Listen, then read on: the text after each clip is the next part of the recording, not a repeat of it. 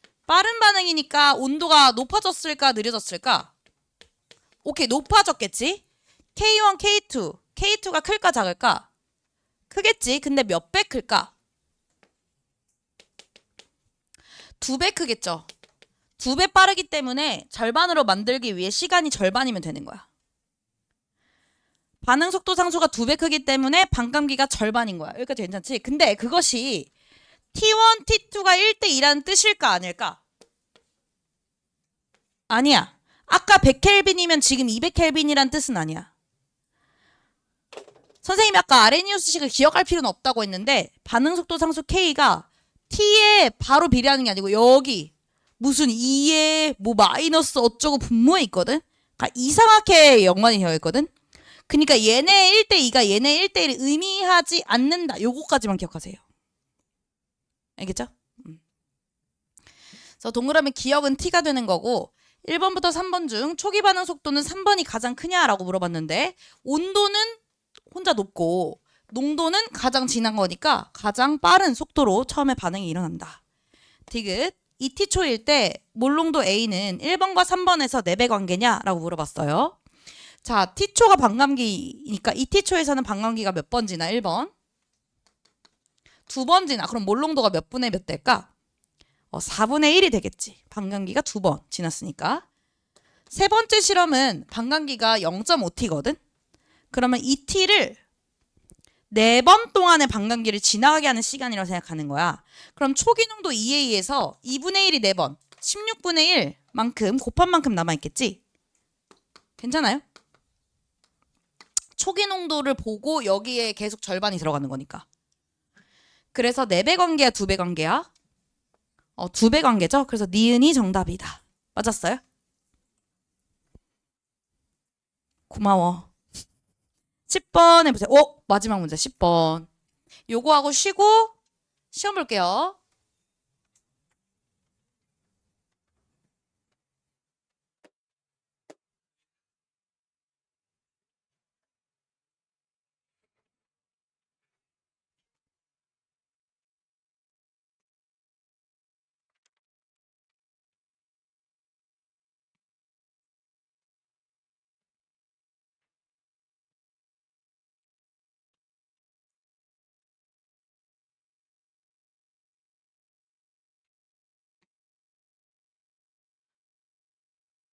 자, 실험 1과 2는 온도가 같기 때문에 반응 속도를 다르게 해주려면은 결국에는 촉매의 영향을 받는다라는 거죠. 같은 강철 용기에 같은 양의 반응물 넣었으니까.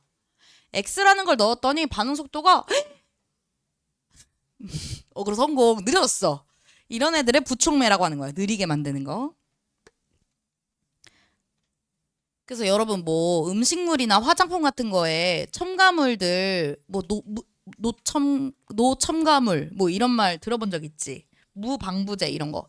그런 애들이 다 부촉매야. 부패라고 하는 반응을 방지한다. 다 반응물에 끼어 들어가서 반응 속도를 느리게 해주는 거죠. 그래서 선생님 또 딴 선생님 화장품 연구원이었을 때 왜 나도 그런 거 할 수 있어? 선생님 그거였어. 주름 연구원, 주름 개선 소재. 그걸로 논문도 썼어. 쌤 또 그것도 있어. 탈모 방지. 그걸로 특허도 썼어. 술 먹방도 했어. 선생님 유튜버였어. 위스키 리뷰 유튜버. 인생 한 4회차야. 근데 아무튼 화장품 연구원일 때 화장품 유통기한이 보통 1년 정도 되거든요. 그러면 1년 동안 얘가 상하는지 안 상하는지를 확인을 해야 출시를 할 거 아니야. 근데 1년 동안 얘가 상하는지 안 상하는지 지켜본 다음에 출시하면 유행이 지나가 있어. 지금 유행하는 거 지금 내놔야 되는데 1년 동안 안 상하는 거 확인하고 내면 안 된단 말이야. 그럼 어떻게 하냐? 가속 부패 실험을 해.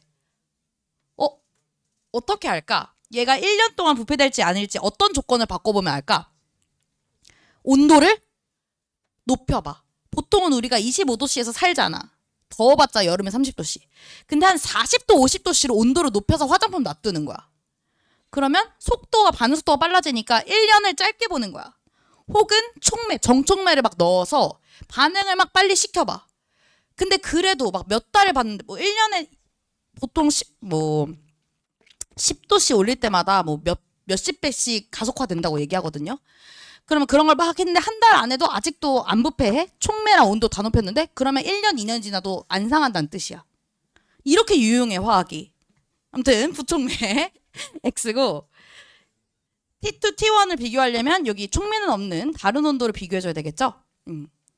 여기 T1보다 T2의 속도가 느리니까 온도는 낮다란 뜻이고, 델타 H는 변하는 게 아니니까 1, 2뿐만 아니라 3까지 다 같죠? 그래서 니은 디귿이 정답입니다. 됐죠? 그래서 10분 쉬고 시험 볼게요. 쉬십시오.